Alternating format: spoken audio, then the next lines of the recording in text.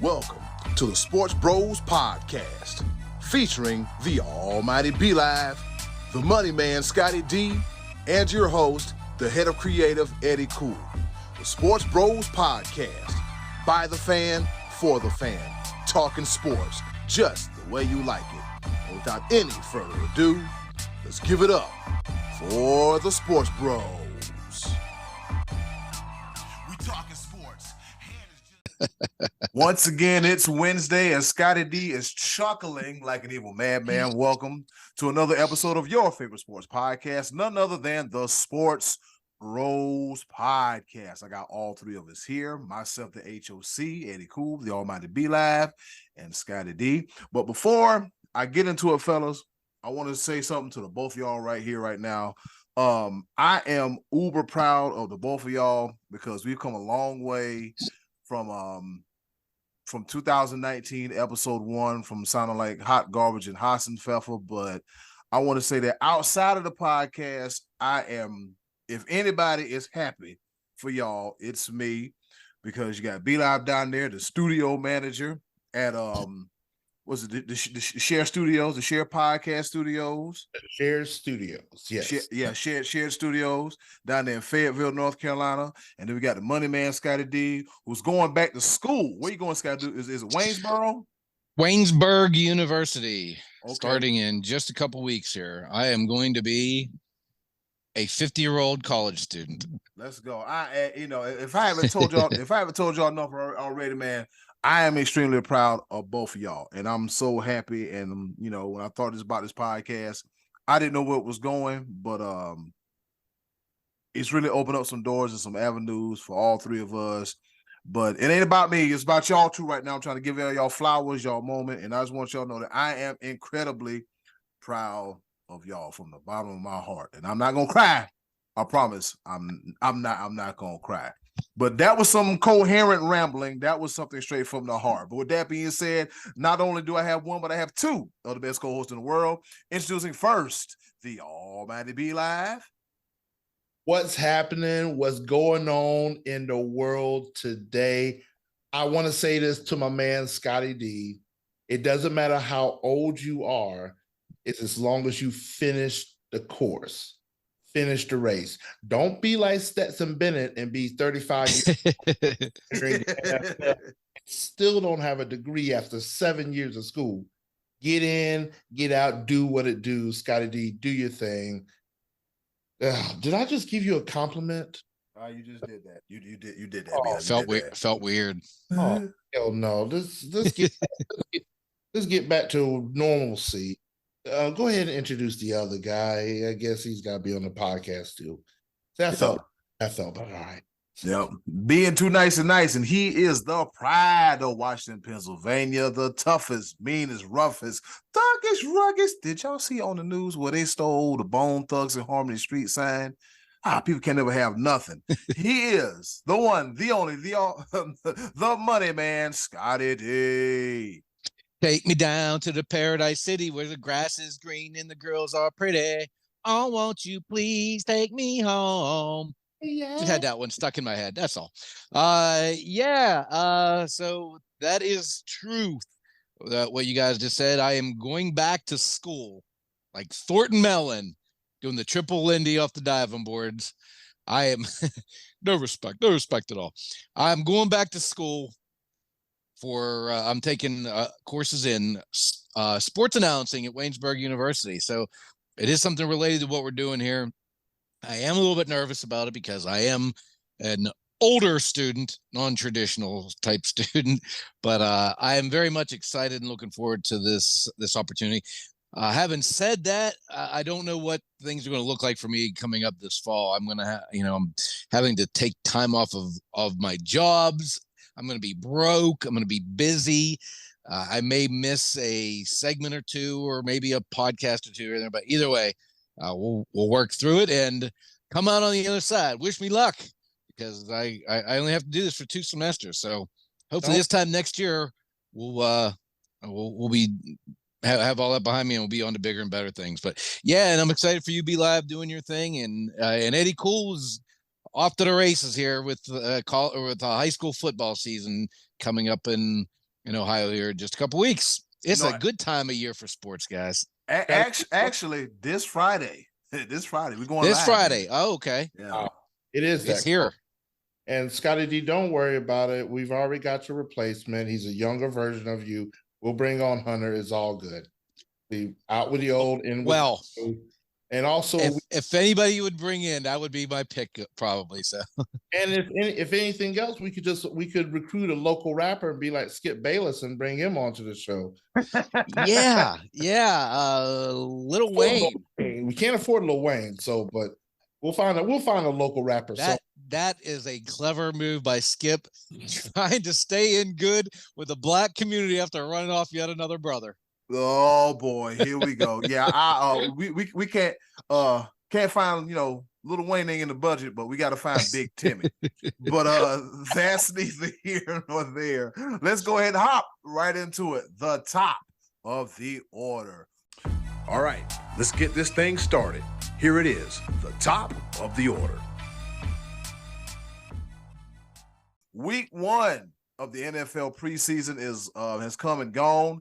There's been a lot going on in the meantime, of course, we got Dalvin Cook. He finds a home with the Jets. Zeke Elliott gets signs with the Patriots. He finds a home as well, too. So with that being said, fellas, what are your takeaways from week 1 of the NFL preseason? First off, let's go and get a couple of ground rules together.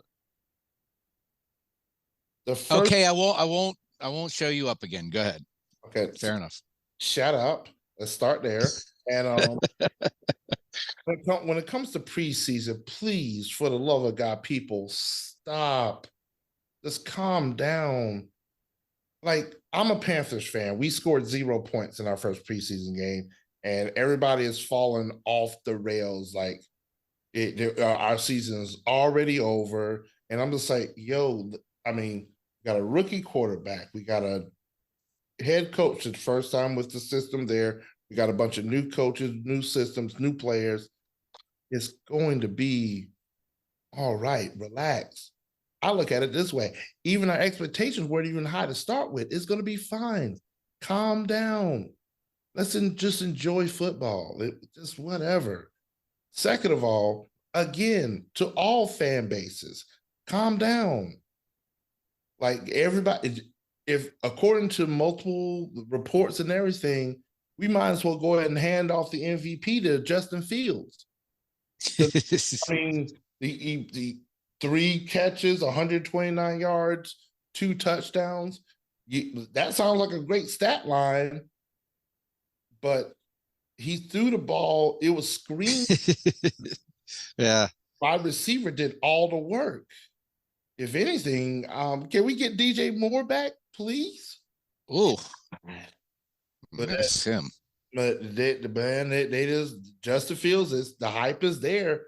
So again, I look at week 2, you'll get to see more because you'll see more the starters playing a little bit more. A couple things I also took away, and hats off and kudos to Pat Mahomes playing the series.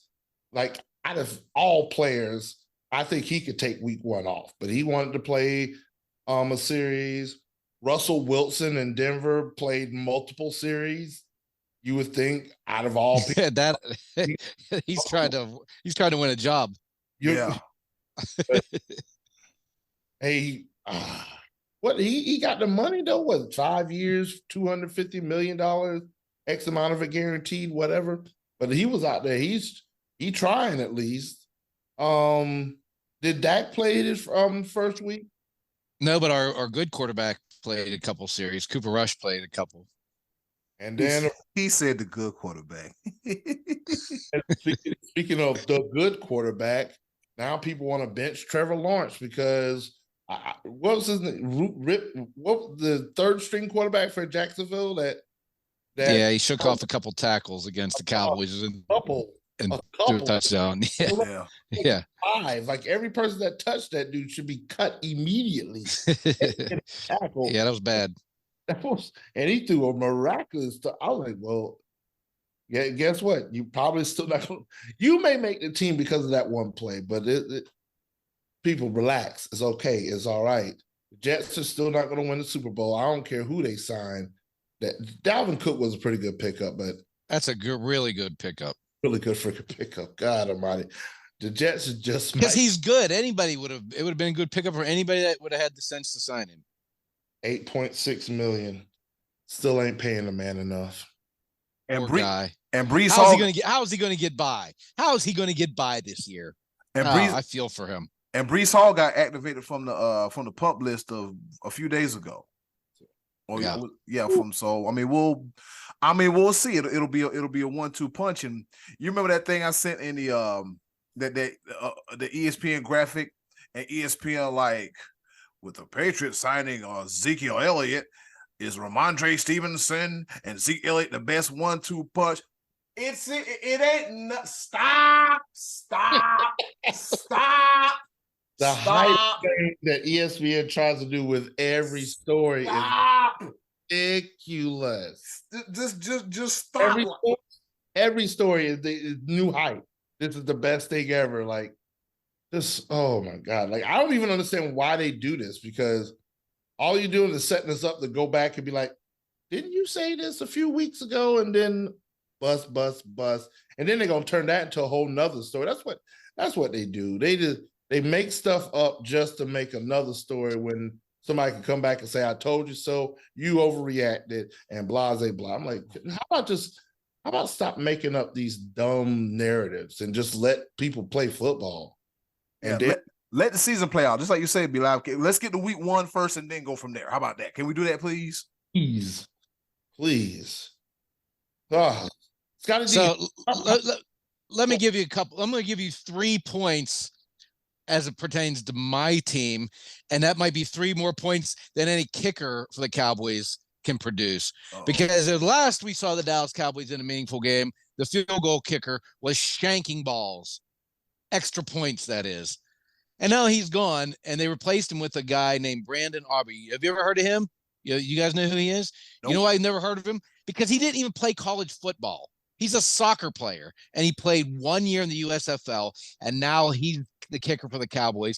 And he missed an extra point the other night. So I'm sorry, but I'm going to jump to a conclusion at this point that the Cowboys need a kicker quickly. That is the first point. Second point, I'm sick of greed, even when it comes to my own players. And Zach Martin holding out and crying till he got his way. I mean, don't get me wrong, I'm glad the guy's there, but you made me the highest paid player a couple years ago, and other people now are making more, so I need more. I hate that. I'm sick of that in the NFL, and I'm sick of that in the NBA. We're going to get to that here in a little bit. And my third point is Deuce Vaughn fever is already sweeping Texas, and it's going to spread. This dude's like 5'1", and he's faster than a speeding bullet, cutting through the Dallas Cowboys backfield and slicing through your secondary before you can even see him because you can't find him. So Deuce Vaughn, he's a 6th-round draft pick running back. He's got a 2-year career probably, and then he'll be gone after he makes his $7 billion, and he'll be poor. Anyway, that's my 3 points I had there for what I witnessed and watching my own team play the first night. Well, let's see. So you told me right now, Scottie D, your Cowboys not only have a former USFL player and a former XFL player, all that smack you be talking about these leagues, and now your Cowboys have formed a USFL kicker. Wasn't Turpin also USFL? Yeah, he was the MVP.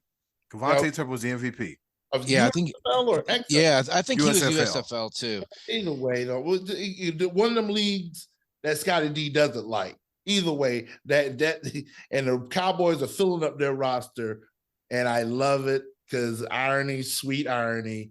There's a good chance neither are on the opening day roster. They're not cutting Turpin. They're not cutting him at all. I don't know. The kicker, I don't know what to tell you, but that's what happens when you pay kickers more than you pay running backs. I said what I said. So well, I'd like to have Zeke back to kick. Then I'd take him. I'll tell you what. Don't let your babies grow up to be running backs. Yeah. Wow. So I'll tell you who I've been kind of sort of impressed with during the preseason up here in Cleveland. A quarterback, he has 3 initials by the name of DTR, who was, by the way, born in Columbia, South Carolina. Quarterback Dorian Thompson Robinson. He's been pretty solid during the preseason. On 2 games in, he's completed 17 to 21 passes off 184 yards and 47 rushes on 9 carries. I mean, he's been looking pretty good, and looks like he might just kind of push Kellen Mond out the way for that backup job for Deshaun Watson. So that's what I've seen. I'm like, okay, all right, it looks pretty good, and come and provide a spark for the offense. But a major circumstance will have to happen in order for him to get some playing time, like Deshaun Watson gets hurt or. So Watson's going to be the starter this year. That's guaranteed. Yeah. From the looks of he's gonna be the starter. But I mean, Okay. at least he has somebody behind him that can. I was kind of just playing around with that word, guaranteed. Fully guaranteed. Yeah, all of it, everything. And Deshaun Watson, wow, that's my boy. You see the Paul. You know that's my boy, but boy, do y'all want to go ahead and talk about it when it comes to Cleveland and dumb decisions? Cleveland and dumb decisions. Well, what did they do? What did they do? Cleveland and dumb decisions. Well, they drafted Johnny Manziel in the first. Oh wow. The Manziel documentary came out, and boy, Felice. That's all I can say. Felice. What in the world? Very interesting documentary. If you guys haven't seen this show, I think it's only an hour long, right? Be Live. It's not super long. A little over an hour long. Yeah, it's a good watch though. Kevin Sumlin has no backbone whatsoever. None. Zero backbone. Just Johnny Manziel fleeced the NCAA in outstanding fashion. Yeah, he did. So, and basically at the end of the day, give Reggie Bush his Heisman back. That's all I got out of the entire thing. But let me give you my quick takeaway. That first of all, Johnny Football was a man ahead of his time, because he is a guy who really could have used an NIL deal. I mean, big time. He would be perfect for today's college football. And whenever he started talking about it, it brought up exactly why these kids wanted to get out of college football and go take the money. He's talking about how he took Texas A&M to basically just another team and to heights they've never seen before, where the stadium is packed and they're going to build a new stadium, and people are dressing up wearing Halloween costumes that he wore, or dressing up like it was a Scooby-Doo, I think, right? Didn't we wear a Scooby-Doo? Yep. The other people, he saw people.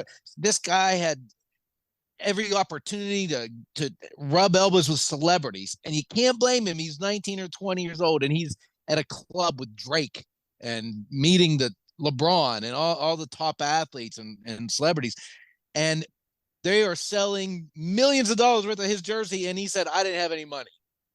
I said, that didn't sit well with me. Well, you can't blame the kid for that. I mean, I don't blame Johnny Manziel one bit, because then he found out, well, I can make $30,000, what was it, like 30 grand a week, split it 80-20 with my buddy who's helping me just by signing autographs. And then he got his buddy to take the fall, and he did. Like you said, he fleeced the NCAA.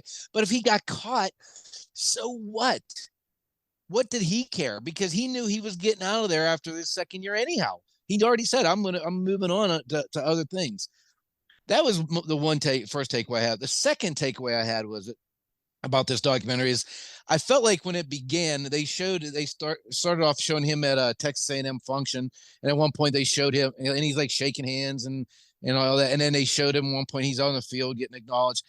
I kind of thought as this was beginning that this was going to be a little bit of a happy ending redemption story, and it's not. I always thought Johnny Manziel was kind of a D-bag, and after watching it, I still feel that way. It's not like a Ryan Leaf story where Ryan Leaf overcame all of his demons, and then he got a job with ESPN, and he acknowledged his past and used that as to help other people. Johnny Football was talking about many times he's been through rehab and was like drinking on his way out of rehab practically. And at the end of the documentary, he's sitting there with a beer in his hand, talking about how he's living his good life in Arizona, but he's not doing anything. He's not working. He's that at least they mentioned. I mean, He's only 29 years old. He's athletically still in his prime. He could have made good. He could have turned this around, but he just said, I just kind of lost interest in football. It wasn't fun anymore once he got out of college and he was in Cleveland. But do something. I mean, yeah, you gotta do something. You gotta do something. He's not doing anything. They showed at the beginning. Somebody said, "What are you doing now?" He's like, "Oh, I'm just out in Arizona enjoying life." And then they show him he's like drinking beer, throwing darts with his boys. I mean, nothing's changed. He's still like the frat dude that he claimed he was in the first place. I hope that he does turn things around, but I don't feel like he has right now. I still feel like he's the same Johnny Manziel, maybe just a little more under the radar because he's not as famous as he was 5 or 10 years ago. I was a little disappointed in that. I didn't expect that. I didn't expect any turnaround story.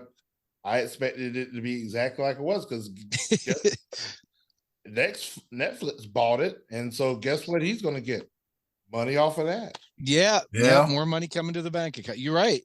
So, but I thought that maybe we would see something at the end where he's like, I've grown a little bit as a young man, and I have this project I'm working on, or I'm doing this, or I'm going back to school for. None of that. And I didn't see any of that. I just saw the same Johnny football, just less exposure. Yeah, it's just when I watched, I was like, okay, this is cool. But my favorite part of the whole documentary is when they started talking about the NFL Combine. When they started talking about like what he went through with the NFL Combine, as far as like, hey, I might have some stuff in my system. I gotta pee. I gotta do this. I gotta do that. It was just to see the depths that people go through to avoid a positive, a positive drug test. Is like, what in the hell is going on? Because I've been up since 4:30 this morning, fellas. I had a lot going on, but in a good way. Preparation, you know what I'm saying? Preparation. Early bird gets the worm. So I'm sitting there pouring my cup of coffee, and I'm like, boy, they are really going through it, and they had to pee, and he had chugging water and doing this and doing that, and he had to get clean, and then he came to the combine and showed out, and then it also went to the point where he did not watch film. They said he looked at Johnny Manziel's iPad and he logged in 0.0 hours of film study. I was like, well, I be damn. And somehow, some way, he acted kind of proud of that. Yeah, like, hey, he did not care. No. And at the combine, he got the receivers he was supposed to throw to the next day so wasted that they didn't show up. Yeah, they got so damn wasted. He was like, who you throwing to your agent? It's like, well, run a slant. The agent's like, how the hell do I want a slant? What the hell's a slant? I don't know what this is. Yeah, and I was like, it's just Johnny football, Johnny reckless, Johnny irresponsible, all the above, and D and then some. So I'm kind of like B-Live. Well, here we are again. You're still doing the same damn thing. This time in Arizona, you got a bunch of money, but like you said, Scottie D, he was a man ahead of his time, and he really could have benefited off the NIL. He's an interesting cat. I mean, it's no question about it. He's an interesting dude, and it's hard to say that given the circumstances. If I was a 19-year-old kid and the whole world suddenly knew me and suddenly loved me, and I suddenly had a chance to make a little bit of money and go hang out with celebrities, I mean, I can't point the finger at this guy and say you're bad and I would never have done that because I've never been in that position. So, I'd like to think I would have been a little bit more responsible and seen the bigger picture, but that kid just didn't care. No, he didn't. I almost felt bad because I was like, I've made similar reckless decisions in my life. Me too. But good Lord, like his parents couldn't talk to him. Nope. His coach was just he's looking at dollar signs and the trustees and the board of directors and looking at all the money Texas A&M is bringing in. Y'all want to stop that gravy train? No. We're gonna get the fourth string quarterback to piss for him. Yeah. It was quite the tell all, but Johnny. And if I'm mistaken, he never even got a second chance. Like, right? No team ever brought him in for another. Like, he never was on a preseason roster or in for a workout or anything. I think that I can remember. I think pretty much the whole league looked at this kid and said, "Yeah, we're good. We ain't gonna bother with this one." You know what I was hoping to see when you first brought this document to my attention, Scottie D. I wanted to see what happened that got him booted out of Canada. Oh yeah, they didn't even was touch on that at all, did they? They didn't go nowhere near it. I'm like, wait a minute, we got a big chunk of the story missing about what the hell happened in Canada. I think if they really wanted to, they could have made that like a 3-hour, 3-part document. Yeah. I bet there's a lot of meat left on that bone as far as storytelling goes with that cat. Because wasn't he in a league last year with Terrell Owens or something? Wasn't he in that little silly league that you were watching be live? Maybe you were calling plays for it or something. Fan control football. Wasn't he in that? He was calling plays for Johnny Manziel. Oh shit! Stop, Scott. Am I wrong, or did I? No, he was in that, right? You're not wrong. That's okay. See, that didn't get mentioned either. Yeah, him and T.O. Oh wow! I think T.O. was on his team. I don't know. I didn't watch. That was in B Live's wheelhouse right there. I'm running out of time. I used to have more time. Like that. I really do not. Man. Oh, good. Welcome back. I'm still gonna watch my XFL and USFL, but fan control football, it ain't okay. It ain't always cracked up to be, and you don't really get to call the plays. You get to vote on them, and with 10 other whatever it was, Cracker Jacks and popcorn on your couch. There's only 20 people in the whole country watching it, so if you get 8 votes, and you probably get to play. I'm over here thinking B Live calling ZY split left zipper boom tang pop 4 on 3. ZY boom tang pop on 3. Austin doing all kind of riffraff like that. But fellas, have y'all been moving right along? Have y'all been following this whole James Harden and Daryl Morey situation? Somebody want to request a trade. That he's in China calling him a liar, and China was like, "So you gonna dunk the ball or what?" Be like, what's going on with this messy? It's mess. What's going on with it, man? Well, from what I gather, and this is just horrible way of doing things, and the entitlement factor is through the roof when it comes to James Harden. But he has a justifiable reason for being upset. Scottie D's not going to agree because I already know how he feels about greed and money and et cetera, et cetera. But Daryl Morey did tell James Harden the year prior that, hey, we're going to hold off on the max deal. Got to move this, got to change some things here and there. And now that max deal pretty much is not going to happen. James Harden is trying to get a trade so he can get a max deal somewhere else, because Philly basically saying, bro, you're not worth $250 million at all. It ain't gonna happen. And so that's where I would be mad too if I was up for $250 million raise, and then my boss said, hold off just a little bit, I'm gonna take care of you. And then it never happened. That's sort of how I got stuck here in Fayetteville, because I was only supposed to be here a year. And then my boss had told me I was only supposed to be here a year. He moved on to greener pastures. And then I'm just still here. Wow. And now I'm not upset, because, hey, I met a lot of great people here in Fayetteville. It was meant to be. So I'm here. And I wouldn't be in the studio if I'd have went on somewhere else.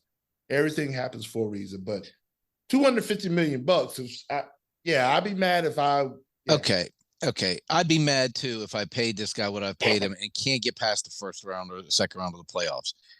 He's been overpaid for a long time, but here's the thing: he had the choice to be free.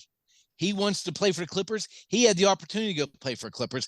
He opted into this contract. He picked the option up.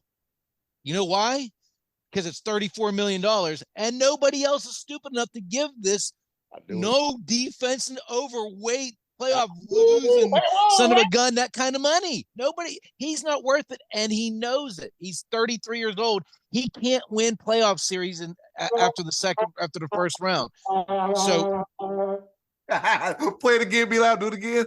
What was that? Hold on, listen. I got all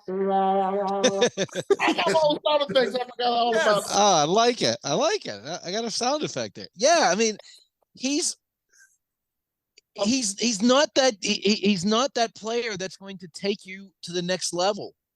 He couldn't get Embiid to the next level. He was supposed to be the guy, and guess what he did last year? Same as he always does. Shows up lame in the playoffs. The later he gets in the series, the less you see of James Harden. So now he's like, no, I believe Daryl Morey probably said, James, we're going to try to get you out of here. We're going to try to trade you. But he's running a business. He's responsible not to make James Harden happy. He's responsible to do the best he can for that organization.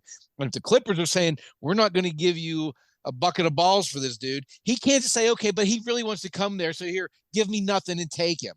I want to make James Harden happy. Take him. No, that's not how the business works. And whenever that well was dried up, he said, all right, James, we got to make it work with you this year. Well, he's a liar. I didn't get my way. He's a liar. Yeah. Okay. Nobody wants it. Nobody wants that kind of contract on their hands.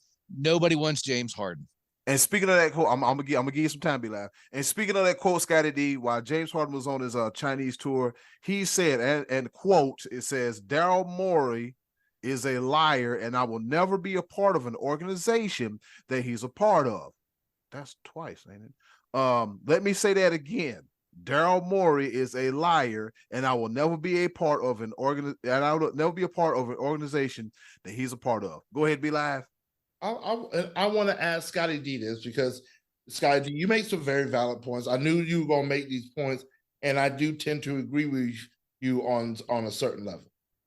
Yeah, James Harden he's on that other side, and it ain't what it was, it used to be, whatever. How do you feel about Joel Embiid cutting all ties on social media with the 76ers? Well, what do you mean? All of his social media, Joel Embiid took off any mention of the Philadelphia 76ers right after this whole James Harden, Daryl Morey situation. Well, I don't know. I haven't talked to him, and I'm not sure if they haven't. I don't know. I mean, I don't know how the guys feel. Maybe he just doesn't want to be part of any of the fiasco, so he's like, I don't want to be involved. He's probably unhappy because you know why? All players are unhappy. Everybody's unhappy. Everybody in the NBA is unhappy. Kevin Durant's unhappy. Embiid's unhappy. I think the only one happy is Steph because he's out there in the sunshine and he's got a good contract and a pretty wife and baby dolls all over the place. Yeah, I mean, everybody's unhappy. Everybody wants to win and they want money and I want to trade. They all want. And then they lock themselves into big contracts and then they're mad when they can't get out of them and they want to trade. I don't know. My guess is, if I'm Philly, I would do everything at this point. I would probably trade Harden for just a couple Wilsons. I think I'd go ahead and do that, and I probably would want to move Embiid at this point too because he's not going to be happy, and he's already not shown you he can drag you into the third round because he's always hurt. So I like Joel Embiid, but I think he's probably better if he has an A player alongside with him, and he's not relied on to be the A player. I'd trade him. I'd start getting draft picks and recoup and look for the future. Trust the process. And give Tyrese Maxey some more time. Let Tyrese Maxey cook. Steph Curry out here at concert singing with Paramore. Wow. He's living his best life. He's the only happy person in the whole NBA, I think. Yeah, he's out here doing his thing, man. He is out here doing his thing. Well, fellas, we've talked a lot, but looking at my phone, I'm getting to watch soon. Guess what time it is? Yep. Let me see what it is. What's going on? Oh, I'm glad you asked. It's time for our favorite portion of the show, the choices of the voices. And with that being said, hey, yo, Button, hit it. The choices of the voices right after this, right here on the Sports Bros Podcast.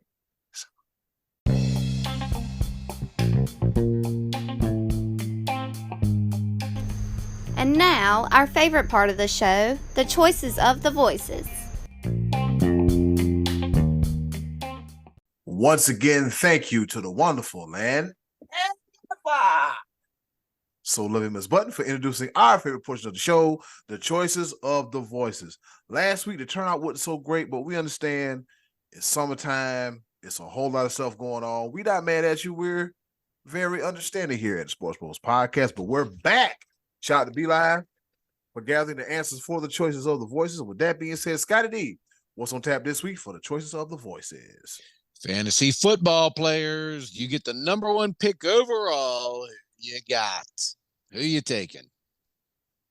All right, so who we got here? We got a list here of a few people. So it goes as follows. All right. Antonio Gonzalez says Justin. Now I'm pretty sure he means Justin Jefferson, correct? I'm gonna go with that. I mean, I can't assume. Yeah, you just. I mean, that'd be a pretty good pick. You know, way the league is shifting. So, wide receivers, we shall see. No respect for the running back. Be live. No respect for the running back. Oh, it's okay. It's all right. It's all right. At one time in fantasy football, it used to be a hot commodity, but we'll see. All right.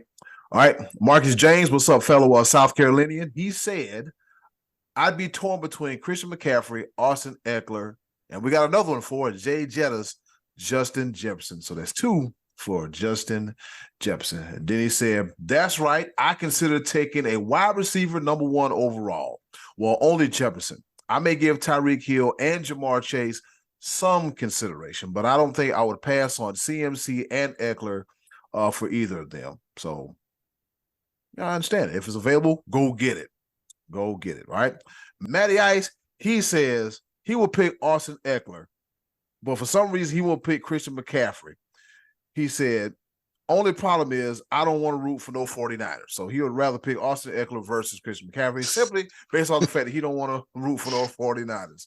All right, so we got Jonathan Wood. He said he would pick Joe Burrow. Smoking that Joe Burrow. He would pick Joe Burrow, all right? Ramon James, of course, you know where he's going. He said he would pick Trevor Lawrence. Yep, I'm a homer. And then he said, and surprise pick would be Calvin Ridley, which could be a pretty good sleeper pick this year as well, too. The question, though, is Jonathan Wood not paying attention to what's going on in football? Because if I'm not mistaken, Joe Burrow's on the shelf for quite a bit. Yeah, with a non Joe Burrow's what? On the shelf. Joe Burrow's he'll play opening day. Okay, all right. He'll be back. And that's kind of weird because he came into training camp with a sleeve on that calf. So, you know, it might have been some pre-existing injuries going on there. I think he plays opening day. Last year, didn't he have his appendix out or something like the day before opening day, and he still played? Yeah. And the year before he blew out his knee, and he still, Dak had that calf injury a couple years ago. I think he missed 3 weeks, 2 games, and a bye week game or something like that. They were on a bye week. So I think. How long has it been for Burrow? It's been 2 weeks now, right? A little over 2 weeks. All right, and he's got 3 more weeks before the season starts. Is that right? Yep. So we're looking at 5 weeks to get that thing ready. I kind of think he plays opening day. Yeah, be like, what you think? It's a calf strain, mild calf strain? You know what? I'm gonna look it up because I not quite. Yeah, it was a calf strain. I don't know that they ever actually said how bad it was because they asked his coach. What's his coach name? Zach somebody or other. Zach Taylor. Yeah. They asked Zach Taylor how he was doing. Like a few days after, he said he'll be out several weeks. They're like, does that mean? He said several, and that was the end of that discussion. So I don't think they ever really revealed how bad it was. But I think Jamar Chase said, I don't care if he misses a couple weeks, take a few weeks off, and then come back when you're feeling better. I'd rather have you late than early. And in the meantime, he's also got this contract situation on the table. So that I think he's going to sign an extension before he comes back. But I think that's all going to be done right around opening day time. I think he plays opening day. If not, I don't think he misses more than 1 or 2 games the most. That's just me speculating with no inside information whatsoever. You might be on to something, man, because Joe Burrow is not known for just missing games just because, you know. And the Bengals are not being forthcoming with the information. They're being very vague with it. Yeah, they have been vague. Yeah. We'll see. But the draft, our drafts are coming really soon. I need to know something. Yeah, we need to know something. Speaking of fantasy football draft, there may be an announcement coming up soon about our fantasy football draft because it's that time of the year and everybody wants to invite Eddy Cool to a fantasy football league. But the only problem is I can't be in two places at one time. With that being said, let's move right along with the choices of the voices. All right. Randy Martin, he said Justin Jefferson or Christian McCaffrey. All right. And then Brian Lovell, he said Christian McCaffrey. And then last but not least, Trey Dizzle. Let me Oh, what'd he say? Dak? He picked Dak? Let me go big gallery for this one because I need to see some faces here. All right. Scottie D, lean close, be live, you too. All right. Trey Dizzle, he said number one overall, never goes to a quarter B ever. I don't know who the number one pick in fantasy will be, but I know Tony Pollard is going to dominate the fantasy football world. Mark my words. You got nothing about Dak? Nothing. Well, he didn't answer the question. He steered away from it. He says Tony Pollard is going to dominate, but is he saying that he would pick Tony Pollard as his number one pick? He's smoking on that Joe Burrow. If he's thinking about picking Tony Pollard as his number one draft pick, hey, bro, it's okay. I think it's a great pick. I think it's a great pick. Tony Pollard's gonna be splitting carries with Deuce, so that will happen. Just to let you know, they're gonna be splitting carries and. Yeah, but there's also a matter of Malik Davis and Rico Dowdell in the middle of that too. One of those guys is probably going to move on, and probably one will stick around. Yeah, and Ronald Jones is probably going to get released. He's already gotten a suspension for taking a medication for his heart. That's what happened. Oh, that's what happened. That's what it was. Yeah. No doubt. Isn't he a game chicken? Yes, sir. He is. Dropped the ball on the 1 yard line the other night on the way in the end zone, by the way. Damn it, Rico. He looked good prior to that losing that ball. Yeah, that's a perfect time for that damn sound effect. Damn you, Rico. All right. Shout out to Antonio, Marcus, Matty Ice, Jonathan Wood, Ramon James, Randy Martin, Trey Dizzle, and Brian Lovell for their participation in this week's choices of the voices. Scottie D, who you got? I would take Dak. That's a lie. Scottie D, who you got? We're not going to continue this show until you take your own questions seriously. I'm waiting. Patrick Mahomes. Okay. Okay. Wait a minute. Wait, our league is not for money, you correct? No money. Okay. Money. All right. Then maybe I can go ahead and answer this. I didn't want to give B-Live any inside information there. Pick who I'm going to pick. I'm going to pick the best person available. And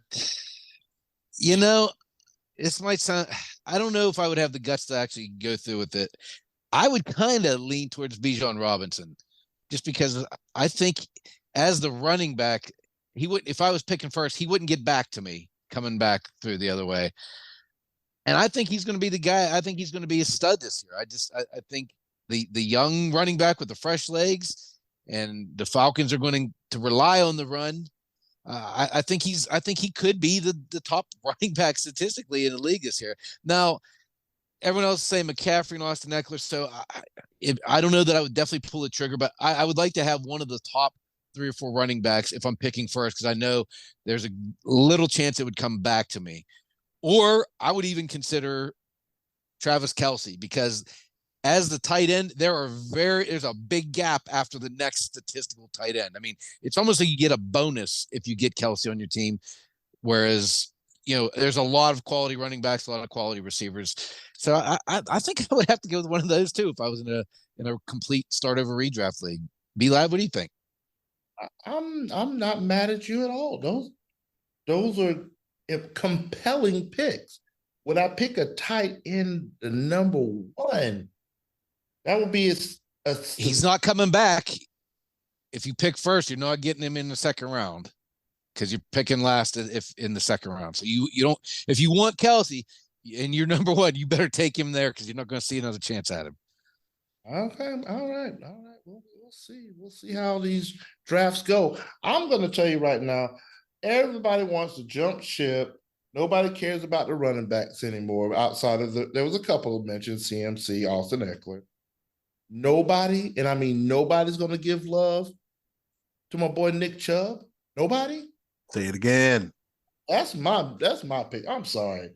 Running backs, I'm sorry. Deshaun Watson coming back. Nick Chubb is going to be that workhorse. Deshaun Watson's going to lean on him. There's going to be play action. There's going to be plenty of opportunities for Nick Chubb to find the end zone. It's going to be a beautiful thing. Nick Chubb is going to win a lot of people's fantasy leagues. Y'all keep sleeping on running backs if you want to. It may be one of those things where running backs are just as valuable as tight ends if you're talking about the top echelon. Because once you start dropping to some of those teams that are running back by committee, like if you get past your Austin Eckler, CMC, then from there it might be tough. Yeah. So Nick Chubb, number one. Okay. Eddy, cool. What say you? You know what, B-Live? I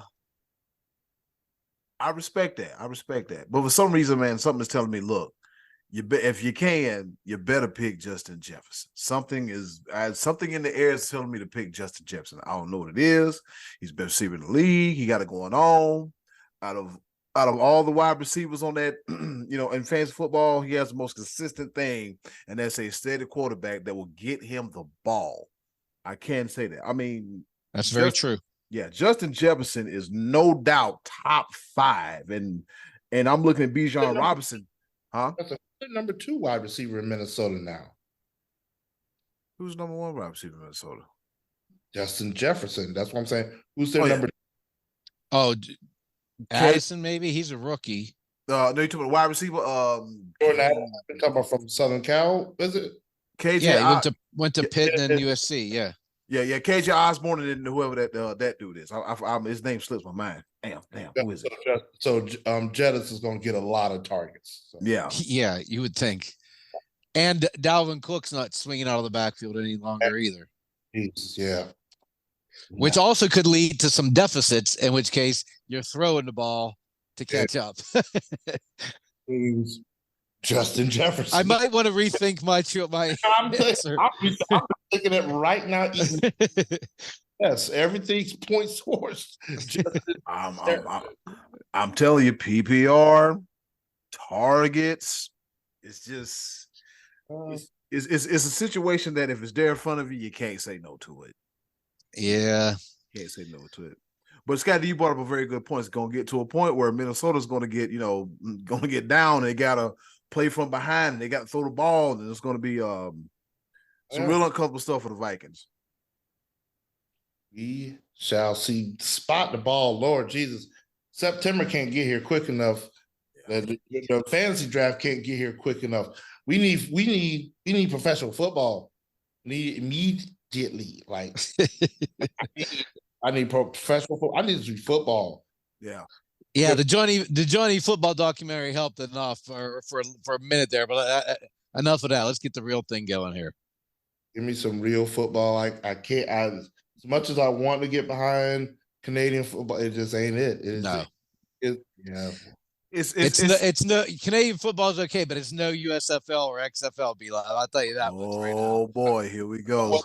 What's next week? Let's go ahead and get into that. All right. So you're a kicker and punt returner. Yeah. And I think I saw something on social media the other day where the XFL, there's been 50 players from the XFL. They either I think they received tryouts or signed a contract to be on some NFL teams. So the pipeline is working. The pipeline's working between the XFL and USFL. So I mean, we'll see. Who knows? The NFL may be secretly backing these leagues financially. You never know. It's a feeder system, so it is what it is. NFL is talking about changing their kickoff rules. Yep, I did see that too. So hey, you never know. Scottie D, what's on tap for next week's choices of the voices? All right, let's keep talking football here. What 2022 NFL playoff team will miss the playoffs this year? And what team that made the playoffs or what non-playoff team from last year do you think jumps up into the playoffs this year? So again, we're going to give you the switcheroo on both. What team that was in the playoffs last year you think will miss this year, and what non-playoff team from a year ago you think gets in? Now, look, I know we're all going to pick the Buccaneers, so try to be a little bit more creative than that. Tom Brady is gone, and so are the Buccaneers' good fortunes. I might even consider that as a non-playoff team because they were under 500 last year. That's the only reason the Cowboys got a playoff win, and they got Baker Mayfield this year. So if you say, I think the Buccaneers will make the playoffs, I'll take that anyway, whatever. But anyway, that's what we're looking at. What NFL playoff team last year misses this year, and what team that didn't make it last year is going in this year. And Eddie, cool, that'll give us something to talk about next. All right, that's been another edition of The Choice of the Voices. Coming up next, I'm not sneezing, my nose not itching. It might be allergies because it's B-Life grinding over there. Pepper. It's time for a round of pepper.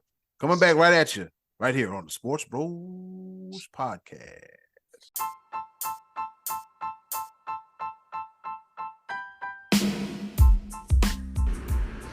Okay, boys, let's bring it home with a round of pepper. All right, it's time for us to go home and get what I call the hell up out of here. But before we go, we're going to do a round of pepper. You know how we do it. 3 topics, rapid fire style, kind of, sort of, not really, here to engage, enlighten, educate, and entertain. All right. And with that being said, I'll go first. On this day in history, back in 1976, the St. Louis Cardinals, the football team, defeat the San Diego Chargers 20-10 in Tokyo, Japan, in an NFL exhibition. Yep, so the Cardinals and the Bolts go to the land of the rising sun and play football. I think they played in the Tokyo Dome. That's a big old dome. A pretty nice dome. Hosted a few Wrestle Kingdoms, some football games and baseball games and stuff like that. So yeah, that's that. Over to you, Scottie D. All right, it's playoff time. And when I say playoffs, I'm talking about golf.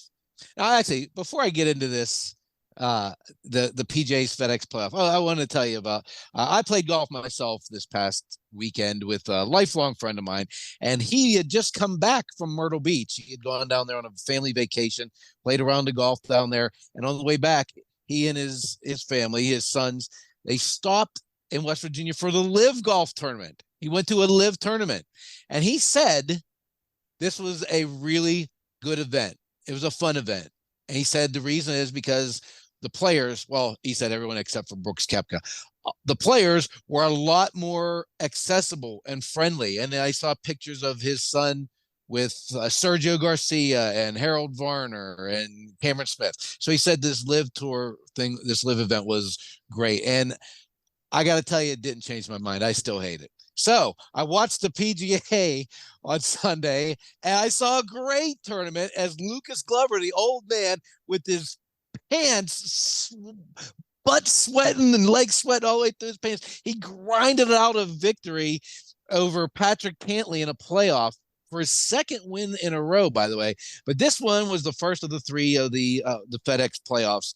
This one took place in Tennessee. So they went from 70 players down to 50 this week. This week they're playing the BMW Championship in Olympia Fields in Illinois. They will then go down to 30 for the Tour Championship on August 24th in Atlanta. And I think that is the one where they will rank the top 10 players, starting off with Jon Rahm, starting at 10 under par, and then moving down all the way till the rest of the players are even. So that's what we got coming up. A cool weekend to see Lucas Glover, the old fella, come through and get a back-to-back win. Hasn't been done many times on the PJ in the last few years, but Lucas Glover gets the job done over Patrick Cantlay. Be Live, over to you. Butt sweat. All right, my first pepper point, I'm just bring up a little bit of college football. You see the shirt, you see the Paul. The AP decided they still want to be a part of something, even though their votes really don't even matter anymore. But the AP put out their preseason college football poll, and it goes as following from 10 on up to 1. 10 coming in, the Washington Huskies. The Washington Huskies, their last year in the Pac-12. Number 9, you see the Paul, My very own beloved Clemson Tigers coming at number 9. Number 8, the Florida State Seminoles. My bad. What?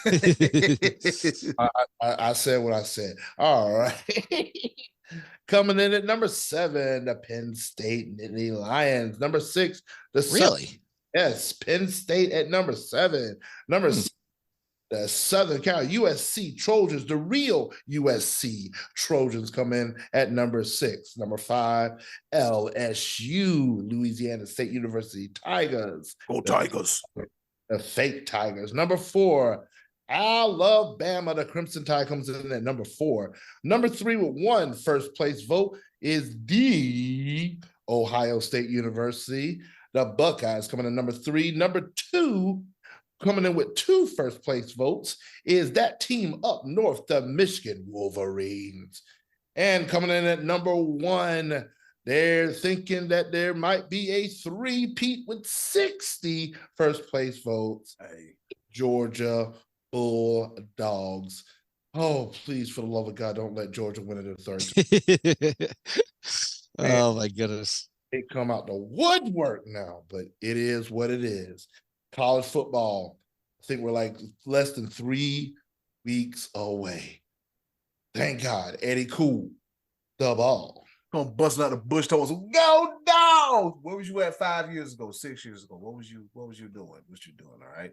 All right. So keeping up with the football theme, fantasy football once again. So San Francisco Giants color broadcaster Dave Fleming loses a bet in fantasy football. His team finished last, so he had to serve as a bad boy. All right. According to Fox Sports, it's never good to finish last in your fantasy football league and risk some form of public embarrassment, even if you're a well-known television radio broadcaster up for the San Francisco Giants. Dave Fleming found it out the hard way.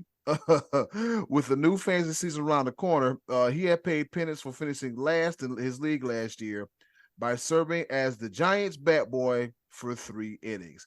Fleming got some encouragement and pointers from the Giants' bat boys, and even gave a pep talk from San Francisco manager Gabe Kapler, who told him to hit the showers after the 3 innings were up. After his bat boy duties, Fleming made it back to the Giants radio booth by the 4th inning to help call the rest of the game and perhaps spend a bit more time preparing for the upcoming fantasy football season. Yeah, you might need to, because you wound up being a doggone bat boy. And also, in that game, the Giants fell to the Tampa Bay Rays 10-2. Over to you, Scottie D. I'd like that kind of gig. I'd do that. I'd be a bat boy. Yeah. I'd be a radio broadcast / bat boy. That would be okay. So this week coming up, we've got the Sugar Show. Sean O'Malley going for the bantamweight title against Aljamain Sterling at the latest UFC pay-per-view. Looking very much forward to this one. Aljamain Sterling's been a little bit grumbling about this because he feels like he got rushed into this fight too quickly after his previous title defense.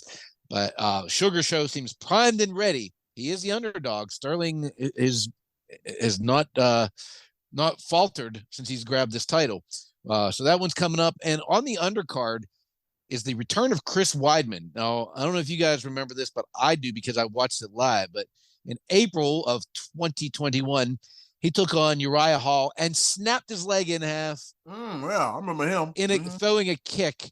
And when he put his weight down on it, the leg just bent wrong. And I remember I said, "Ah!"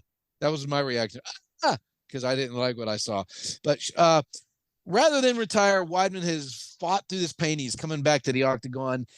He's lost 6 out of his last 8 fights. So it's not like he's on the upside of his career anyway. I think he's nuts for coming back. If you break my leg in half, all I want to do is sit and eat Cheetos the rest of my life. That's it for me. But anyway, we'll see what happens this Saturday night, UFC pay-per-view. Be live, over to you. Cheetos do sound good. I ain't gonna lie to you. My fat kid in me. Oh, whew. All right. My second pepper point coming from the NFL, where there was some shocking news coming from the Indianapolis Colts camp, where Anthony Richardson has been named as the Colts starting QB over Gardner Minshew. And Richardson was, wow. He was actually shocked. He didn't think that he was going to get the nod this early. Because even he knows he sucks. Wow. Look at me that. Look at that face. I know, B-Live, you wanted him number one to the Panthers. I remember. Absolutely wanted him number one at the Panthers. But hey, Bryce Young's my dude. I'm with him 100%. They ain't no way around it. And to Panthers fans, stop crying all the time. Anthony Richardson is their franchise quarterback for the Indianapolis Colts. It is so. Eddy cool. The ball. Scottie D is not too sold on that one. All right, so moving right along while we're in the topic of football. Let's wish a happy 61st birthday, if I'm not mistaken, to the Nigerian Nightmare, Christian Okoye. All right, on this day, back in 1961, Christian Okoye, the Nigerian American football player known as the Nigerian Nightmare for the Kansas City Chiefs, was born in Enugu, Nigeria. All right. He was Enugu, Nigeria. He was a first-team All-Pro in 1989, second-team All-Pro in 91. He made the Pro Bowl twice in 89 and 91. He led the NFL in rushing back in 1989. He was an all-rookie team in 87 and the Kansas City Chiefs Hall of Fame. The product of Azusa Pacific College. He was drafted in the second round, the 35th pick, and he finished his career with 4,897 yards. He averaged 3.9 yards a carry and 40 rushing touchdowns. Now, just imagine a man that's 6'1", 253 pounds, running after you. Y'all remember, Scottie D, you remember shoulder pads? Yeah. Yeah, they were like. He was a beast. Yeah, he's a rather large man. He was a rather large man. So, yeah, the funny thing about it is, he didn't start playing football until the age of 23, and then by the time he turned 28, he led the league in rushing. Wow. Yeah, so happy birthday to the Nigerian Nightmare, Christian Okoye. Over to you, Scottie D. Christian Okoye, also the recipient of the baddest hit I've ever seen in my life when Steve Atwater laid him out. Toughest. Steve Atwater to me made the Hall of Fame with one tackle. Anyway, all right. So, guys, when you start becoming emotionally attached to a team, you really get involved, like emotionally attached to individual players, especially whenever your team win a championship, and you form that emotional bond with a player. This past weekend, the NBA Hall of Fame welcomed some new members: Becky Hammon, Dwayne Wade, Greg Popovich, and the Internationals, Dirk Nowitzki, Tony Parker, and Pau Gasol. I happened to catch a couple of the speeches. I saw a little bit of Tony Parker's, and I saw Dwayne Wade's speech, which was really touching. He gave a lot of credit to his parents, addressed them individually. He addressed Michael Jordan being his hero and how he just worked to try to be like him. And then he had a great moment with Allen Iverson, who I didn't even realize was like his personal hero, and he wore number 3 in tribute to Allen Iverson. Great speech. But my man Pau Gasol, when he came to the Lakers, changed the franchise. If you guys remember, Shaq left town and left Kobe with Smush Parker and Kwame Brown and a young Andrew Bynum, who was still coming into his own. And whenever the Lakers re-signed Derek Fisher and added Pau Gasol, suddenly the Lakers were no longer the laughingstock. They were back in the championship picture, going to 3 in a row, winning 2. And Kobe, at the time, said, things changed when we got the big Spaniard. Well, in his Hall of Fame speech, Pau Gasol mentioned the night that he got to town and Kobe came over and said, welcome to the team, but I need you all in right now. It's going to be work. And he said, I'm in. And he said Kobe pushed him to levels he didn't even know. He brought him to heights that he didn't know he had in him. And it was a great tribute to Kobe Bryant. And his wife Vanessa was sitting there. And I know that it hurt Gasol to not have him in there, because as much as crap as Kobe put this man through, you could see him on the court pushing Pau and being tough on him.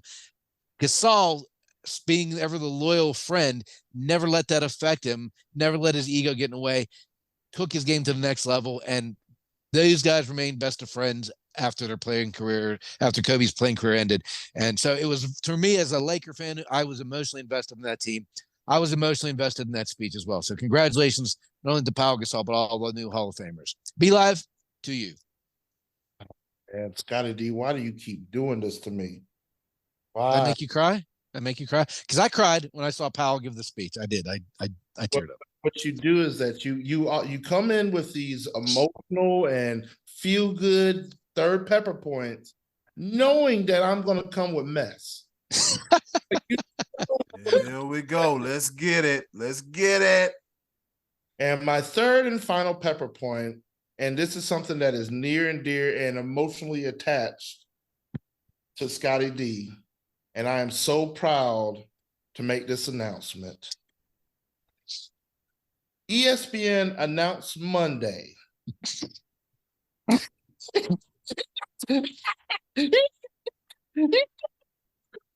I can't believe it. No. He knows where I'm going with it. Oh no, it's happening. Monday that Doris Burke will become the first woman to serve as a game analyst on television for a championship final in one of the 4 major professional U.S. sports leagues. In other words, you will hear Doris Burke alongside Mike Breen, bang, and Doc Rivers. Oh, even worse. For the NBA. Oh, Doris I don't know who's Doc worse, Rivers. Doris or Doc. It's almost as if they don't want us to watch. It's almost as if they say, let's take this great team and let's just make everybody mad, especially Scott Donnelly in Washington, Pennsylvania. We don't want him watching anymore. Here's Doris and Doc.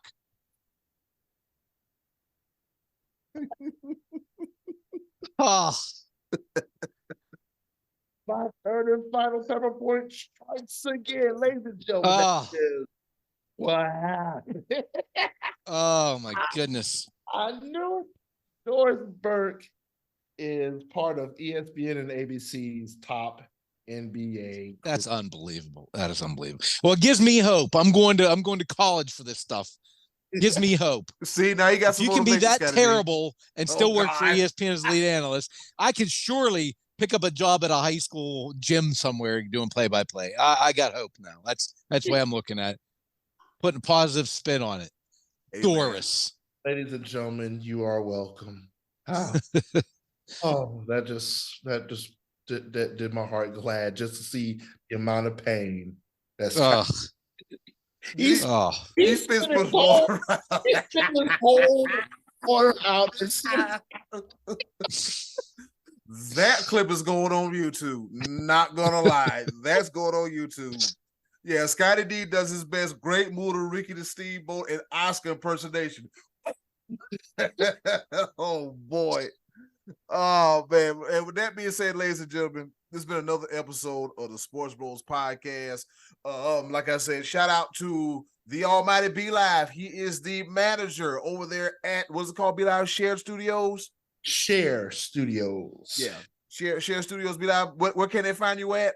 Find me at 3005 Sigmund Street here in Fayetteville, North Carolina, located behind the Trophy House. Yes, sir. Yep. Best brisket, best burgers, 100 beers on tap. We're not there anymore. Okay. I retired that 2 years ago. Gotta go. Yeah, and a half of fried chicken. And Scottie D, you say Waynesburg, right? Waynesburg University, here I come. I believe the Yellow Jackets. I think that's where we are. Yep, Yellow Jackets. And you can find me at WOBL, WDLW, Lorain County Country, and the Cool Cat. Friday nights, I'll be in a booth running the live stream, the video. That's right. Stay tuned this Friday night as the Plymouth Big Red travels to Oberlin, Ohio to take on the Oberlin Phoenix. The game time kicks off at 7:30, so you might want to tune in at 7 o'clock if you're interested in watching. That's right, watching some high school football in Lorain County on the Lorain County Sports Network. All right, fellas, anything to say before we get the hell up out of here and watch a little bit of wrestling and stuff like that? Farewell. All right, farewell. With that being said, and in closing, do something nice for yourself. And if you can do something nice for someone else, they'll greatly appreciate it now more than ever. Be a blessing, not a burden, and learn from us. Keep chasing those dreams because things will happen.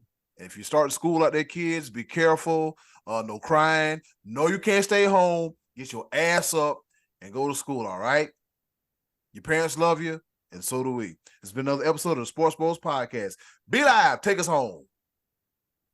Yes, sir. Take care. Be safe. Thoughts and prayers to go out to those affected with the wildfires out in Hawaii. Our hearts are with you. Also, our hearts are with the family of Alex Collins, who tragically passed away in a motorcycle accident. We love y'all. Take care. See you next week. And as always, thanks for watching and listening. You got that Steely resolve still? This Scottie D had to steal the resolve. Ugh. And we're going to end it right there. Hey, it's Eddy Cool here from the Sports Bros Podcast. Thank you for listening. And as always, continue to follow us on all of our social media platforms.